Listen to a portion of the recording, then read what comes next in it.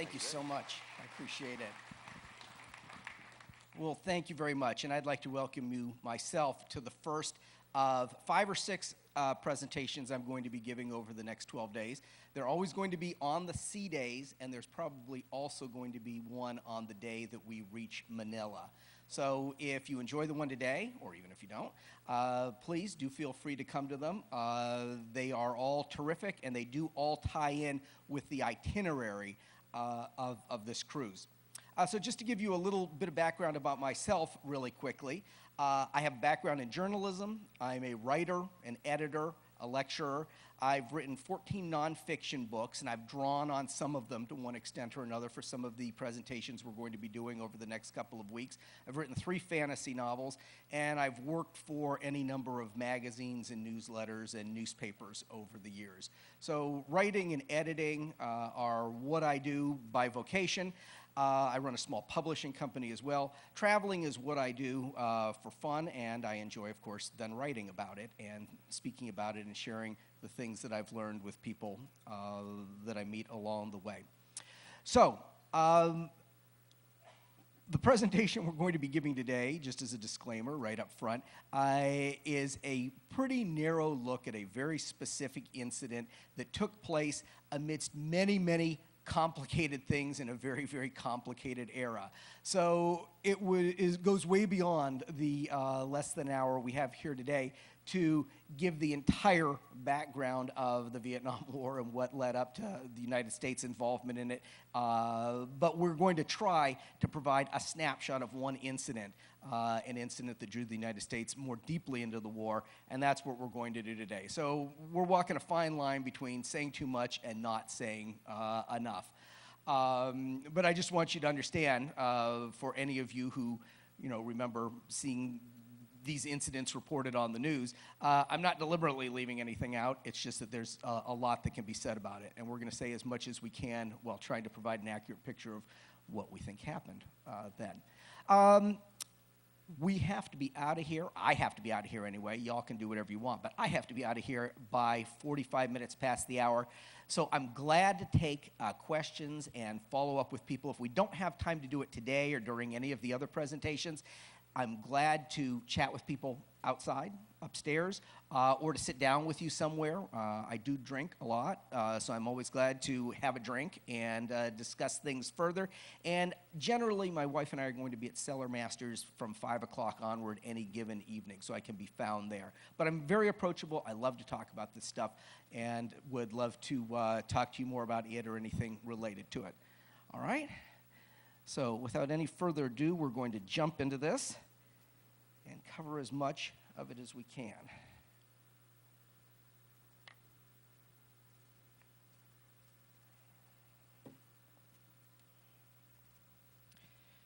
During the first week of August 1964, 2 separate episodes involving the United States and what was then North Vietnam took place off the Vietnamese coast in the Gulf of Tonkin, as we can see over here.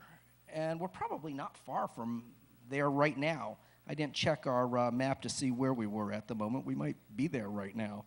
We're certainly going to be sailing through that area in the course of this cruise. Those episodes became collectively known variously as the Gulf of Tonkin incident and the USS Maddox incident, and were used as a pretense for escalating the U.S. presence in Vietnam and drawing America more directly into the ongoing war there. What became increasingly clear, however, was that much of what the administration of President Lyndon B. Johnson initially claimed happened in the Gulf of Tonkin, and for which it blamed North Vietnam, never actually occurred. By the time that was widely suspected, however, much less acknowledged by U.S. leaders and intelligence services, which it has been now, the damage was done, and America had increased its presence in Vietnam and in the war between the northern and southern halves of the country.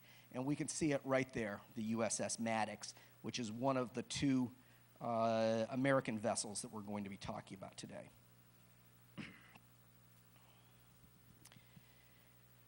In early 1950, the portion of the former colony of French Indochina known as Vietnam became divided into two separate nations, the communist-backed Democratic Republic of Vietnam in the north and what became the Western-backed Republic of Vietnam in the south. In September of that year, the United States created a military assistance and advisory group to screen French requests for aid in its war against North Vietnam, to advise on strategy, and to train South Vietnamese soldiers. By 1954, the United States had supplied 300,000 small arms and spent $1 billion in support of the French military effort, shouldering 80% of the cost of the war. And by 1959, had 760 troops on the ground. So $1 billion in 1954 dollars. So quite a bit of money. That number grew steadily, the number of troops grew steadily under the administration of U.S. President John F. Kennedy, and by 1963 had reached 16,300. Kennedy started to have reservations about the war, and shortly before he was assassinated in November 1963, had begun a limited recall of U.S. forces. After Johnson succeeded Kennedy, however, he ordered more U.S. forces sent to support the Saigon government. By 1964, some 23,300 U.S. troops had been deployed to South Vietnam, and the United States was directing various clandestine and intelligence gathering activities against North Vietnam. And how many former Army people do we have here? I say Army as opposed to any other service, because probably people in other services aren't going to recognize these wonderful vehicles up here. Do all our old Army guys recognize the vehicles we're looking at here from Vietnam? The little boxy thing in the middle, that's our M113 armored personnel carrier, which I rode around on in the 80s in Germany. We still had those then. I think some people are still using them, some militaries. And then that's an M48 Patton tank in the front.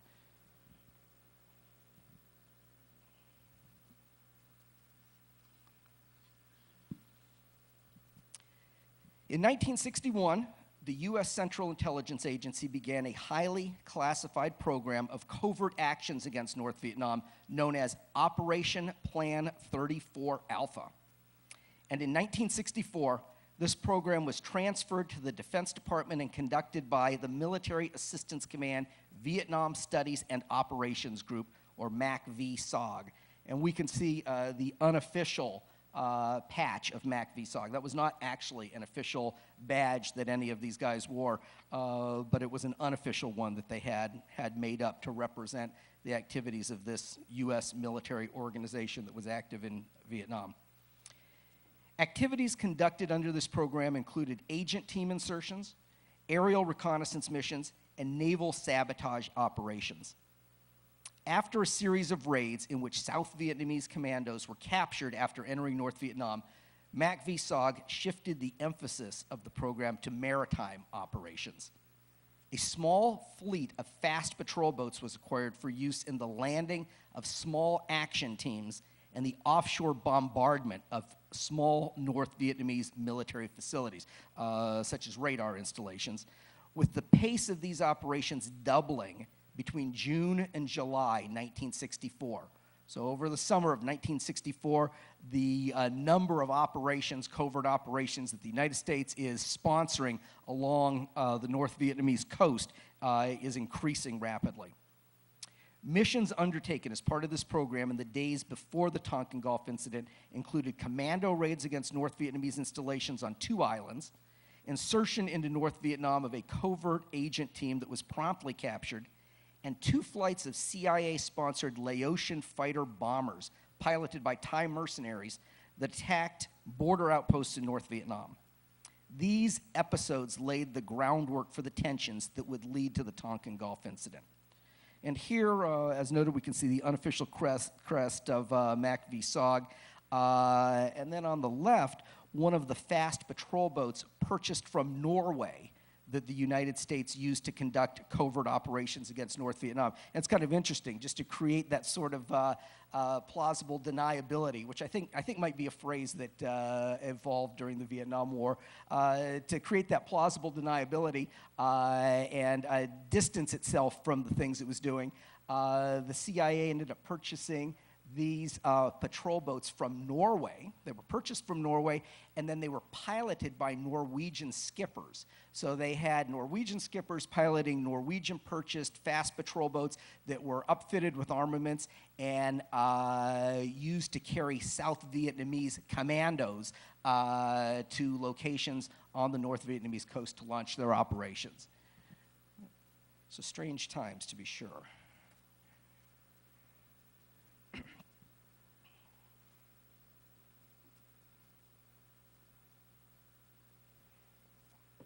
On July 31, the destroyer, USS Maddox, began the first leg of a routine intelligence-gathering patrol in the Tonkin Gulf, and within 24 hours or so was being tracked by North Vietnamese Navy vessels.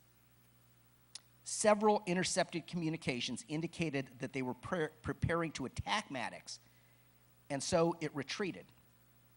It resumed its mission on August 2, however, and as it neared Hon Mae Island, 3 to 4 nautical miles inside the 12 nautical mile limit claimed by North Vietnam, a territorial limit not recognized by the United States, the Maddox was rapidly approached by 3 North Vietnamese P-4 motor torpedo boats. These 66-foot-long aluminum-hulled vessels were capable of reaching 50 knots, and each was armed with 2 torpedoes that mounted 550-pound TNT warheads. And these P-4 motor torpedo boats, they were really, really prevalent throughout the world during this era. They were a Soviet pattern PT boat. And we're going to get a slightly closer look at one on a subsequent slide. But you saw these turning up in the Arab-Israeli wars. The Egyptians had these and were using them. The Chinese were using them, the North Vietnamese, the North Koreans. This was a standard pattern, Soviet-designed torpedo boat that was being used by communist satellite states throughout the world in the 1960s. And in case some of you aren't aware, the Chinese did a really, really good job in that era, probably up to this era, of taking Soviet equipment, reverse engineering it, and releasing their own pattern models of it. So this was a P-4 style motor torpedo boat. Could have been manufactured in China, could have been manufactured in the Soviet Union. It probably wasn't manufactured in North Vietnam. As the North Vietnamese vessels approached from the southwest, Maddox changed course from northeasterly to southeasterly and increased its speed, but with a top rate of 28 knots, it was unable to evade the torpedo boats. At 3 p.m. local time, the commander of the 7th Fleet's Destroyer Division 192, Captain John J. Herrick, who was aboard Maddox and in charge of the mission, ordered the ship's captain, Commander Herbert Ogier, to have gun crews fire upon the torpedo boats if they came within 10,000 yards. When the North Vietnamese boats did come within this range, around 3:05 p.m., the American sailors fired 3 rounds from one of the ship's 5-inch guns to warn them off. And here we can see at left an actual picture taken from the Maddox of 2 of the North Vietnamese torpedo boats approaching. So it's a little fuzzy, and I don't know if this was an official photo or a snapshot, but it was one taken right before this August 2 incident occurred. And at right, we can see a photo of Herrick and Ogier, the 2 officers in charge of the mission, taken on the day of the incident. So these are actually kind of cool photos to accompany this. All right, and there's a better view of some of those P-4 torpedo boats. We can actually see these are 3 North Vietnamese P-4 torpedo boats, possibly the ones that attacked Maddox, speeding along the Red River in northern Vietnam. And then at right, we can see the USS Ticonderoga, which we'll talk about in just a minute. The North Vietnamese Navy torpedo boats were commanded by 3 brothers. Van Bott commanded boat T-333, Van Tu commanded T-336, and Van Gian commanded T-339. And they initially attacked in numerical order, with T-333 spearheading the assault. Maximum effective range for the North Vietnamese torpedoes was 1,000 yards. So that's, what, 1/5 of a mile? No, that's a little more than a 1/2 mile, rather.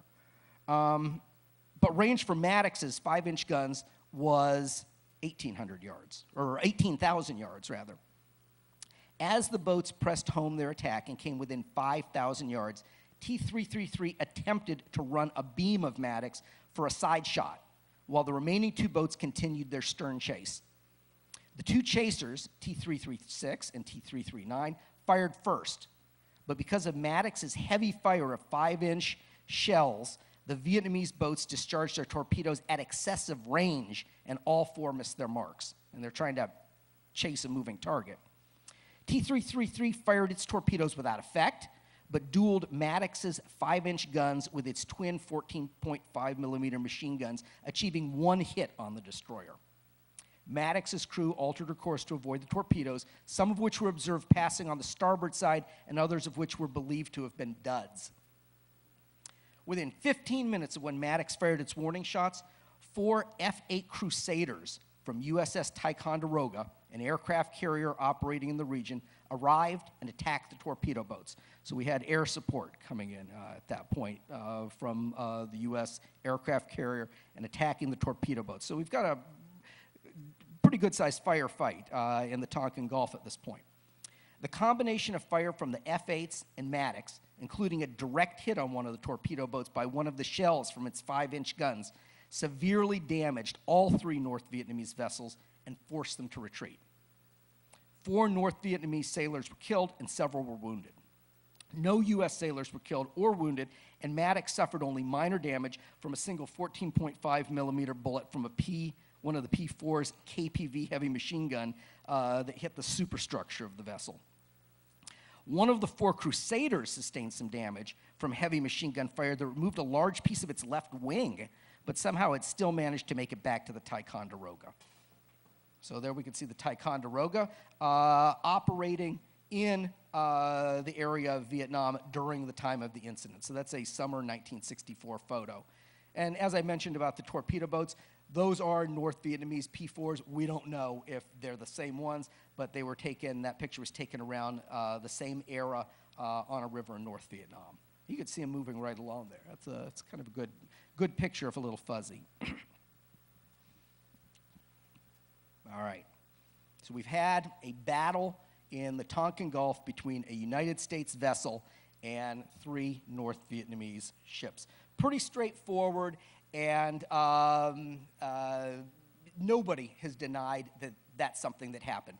Even after the war, I think in 1989, North Vietnam's General Giap was being interviewed, and he acknowledged that this incident took place, that the North Vietnamese Navy really did attack the Maddox on August 2 in the Tonkin Gulf. So this is acknowledged by everyone, nobody disputes it. After its battle with the North Vietnamese torpedo boats, Maddox returned to South Vietnamese waters. Acting on orders from President Johnson, on August 4, Maddox and another destroyer, USS Turner Joy, launched a subsequent intelligence-gathering patrol off the coast of North Vietnam in order to show the flag in the wake of the first incident. This time, their orders indicated that the ships should close in hours of daylight to no more than 11 miles from the coast of North Vietnam in order to test both its claimed 12 nautical mile limit and its resolve. During an evening and early morning of rough weather and heavy seas, the destroyers received radar, sonar, and radio signals that they interpreted as another attack by the North Vietnamese Navy. And we could see Turner Joy on the left there. That's the other destroyer that joined Maddox. And we could see an actual period map, a U.S. Navy map on the right that shows the positions of these 2 vessels. All right? During an evening and early morning of rough weather and heavy seas, the destroyers received radar, sonar, and radio signals that they interpreted as another attack by the North Vietnamese Navy. So they're in the middle of a storm, the weather's bad, and they're getting all sorts of electronic signals that make it seem like they're being attacked again. And certainly everyone's tensions are going to be high. For as much as 4 hours, the ships fired on radar targets that were identified by radar but not visually, and maneuvered vigorously amid electronic reports of enemy vessels. Despite initial claims that 2 attacking torpedo boats had been sunk, there was no wreckage, bodies of North Vietnamese sailors, or other physical evidence present at the scene of the alleged engagement. At 1:27 a.m. Washington time, Captain Herrick sent a cable in which he admitted that the attack may never have actually happened, and that there may, in fact, have been no North Vietnamese vessels in the area. And he says, quote, "Review of action makes many reported contacts and torpedoes fired appear doubtful."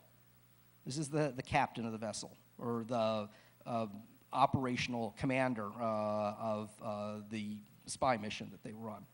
"Freak weather effects," this is continuing to quote him, "freak weather effects on radar and over-eager sonar men may have accounted for many reports. No actual visual sightings by Maddox. Suggest complete evaluation before any further action taken." So that's the commanding officer who said all that. An hour later, Herrick sent another cable stating, quote, "Entire action leaves many doubts. Suggests thorough reconnaissance in daylight by aircraft," unquote. In response to requests for confirmation, Herrick cabled, "Details of action present confusing picture." At 6 p.m. Washington time, 5 a.m. in the Gulf of Tonkin, Herrick cabled yet again, this time stating, quote, "Maddox torpedo reports are doubtful, in that it is suspected that sonar man was hearing the ship's own propeller beat." So every subsequent message that he sends to Washington, he's trying to distance himself from the supposed battle that took place and downplay the incident and really try to disengage from the idea that something actually happened on August 4. Okay? So we know something happened on August 2, but then there's this weird episode on August 4, and the CO is trying to downplay it and distance himself from whatever happened.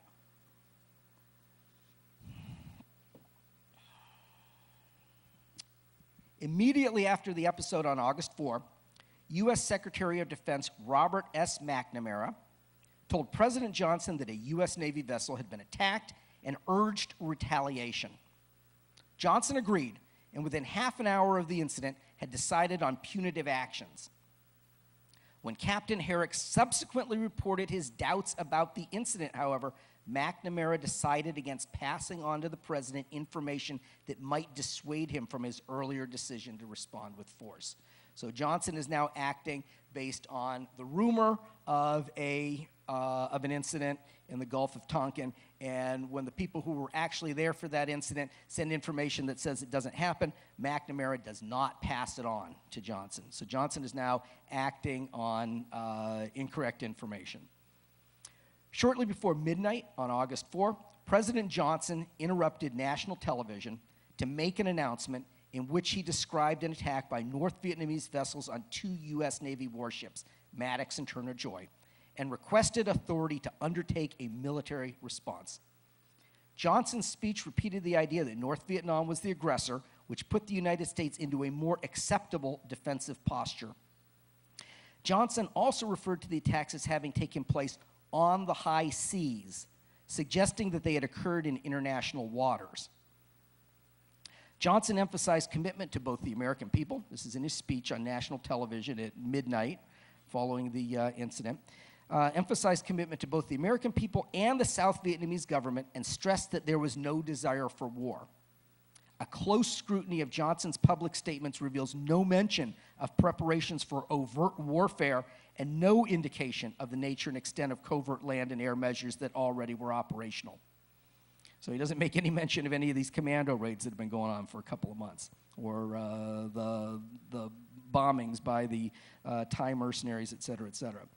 Johnson's statements were brief in order to minimize the U.S. role in the conflict, and there was a clear inconsistency between what he was doing and what he was speaking about publicly.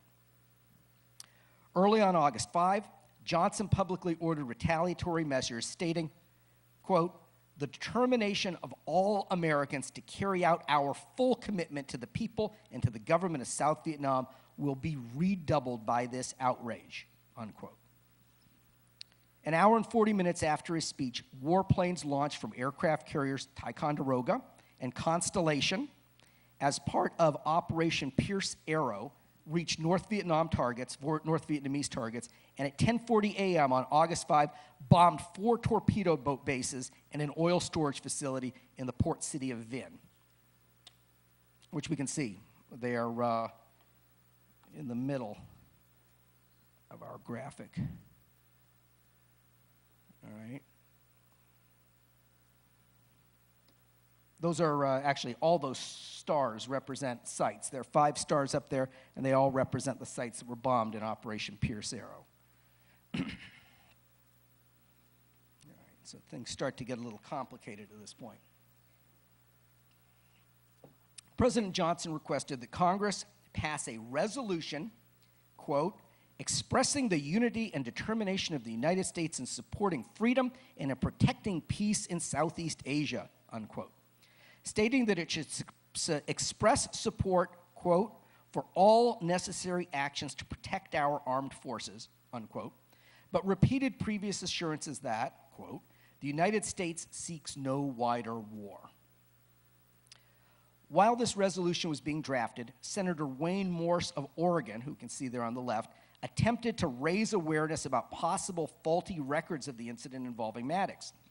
Morse had supposedly received a call from an anonymous informant urging him to investigate the official logbooks of Maddox.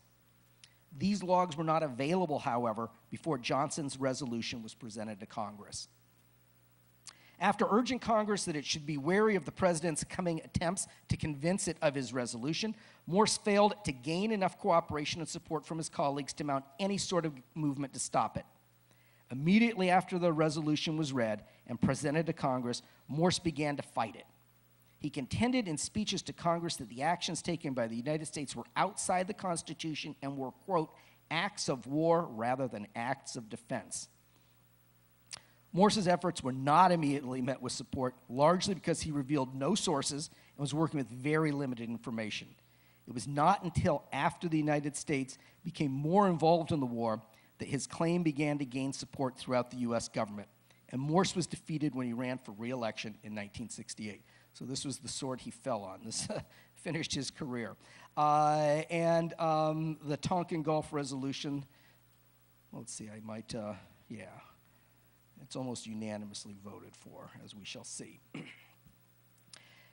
Had President Johnson been accurately informed about the second message from Captain Herrick, he might have demanded fuller information before proceeding with a broadening of the war.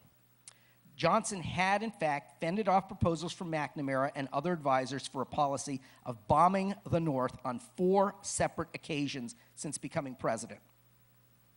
Although Maddox had been involved in providing intelligence support for the South, Vietnamese attacks at facilities on 2 North Vietnamese islands, Johnson denied in his testimony before Congress that the U.S. Navy had supported South Vietnamese military operations in the Gulf. He thus characterized the attack as unprovoked and implied that the ship had been in international waters. As a result of the president's testimony, on August 7, Congress jointly passed the Southeast Asia Resolution, more commonly referred to as the Gulf of Tonkin Resolution, which we can see here on the right, which granted Johnson the authority to conduct military operations in Southeast Asia without the benefit of a declaration of war. This resolution gave the president approval to quote, take all necessary steps, including the use of armed force, to assist any member or protocol state of the Southeast Asia Collective Defense Treaty requesting assistance in defense of its freedom. The Johnson administration subsequently relied upon the Gulf of Tonkin Resolution to begin its rapid escalation of U.S. military involvement in South Vietnam and initiate open warfare between North Vietnam and the United States. Passage of the resolution coincided with an expansion of North Vietnamese and Viet Cong military capabilities and allowed the United States to respond in kind, rapidly escalating its presence in Vietnam. U.S. troop strength in 1965 reached 184,300, nearly 8 times what it had been the previous year, and reached a peak of 536,100 in 1968, the bloodiest year of the war. After that, the United States began taking serious steps toward withdrawing from the war, reducing its troop strength every year until 1974, when the American military was completely absent from Vietnam for the first time in more than 2 decades. And that is the Tonkin Gulf incident, which I've always found to be fascinating, and is certainly something that, in light of so many of the things that we hear on the news over the last several years, last few decades, any given time, I find it to be very interesting. When I was studying about the Gulf of Tonkin incident, leading up to giving this presentation, I kept thinking about the WMDs that were supposed to be in Iraq and were used as the pretense for getting us in to the Gulf War, the second Gulf War. And then once we were in, anybody who had been behind the WMD claims just kind of shrugged and said, well, there aren't any there, but we're there now, so what are you going to do? And you really see just this methodology being reused year after year after year. And whether you agree with it or disagree with it or think that it's right or wrong or a good idea or a bad idea, it's just interesting to see the same kind of methodology being applied decade after decade and people not necessarily seeing that that's what's happening. So this is why I study history. This is why I try to share history, because it can really shed a lot of perspective and a lot of light on the things that are happening now. So I hope you enjoyed that. How long have we got? We've got time for a couple of questions. I will take them to the greatest extent that I can. Try to ask questions if you want to discuss something in more detail.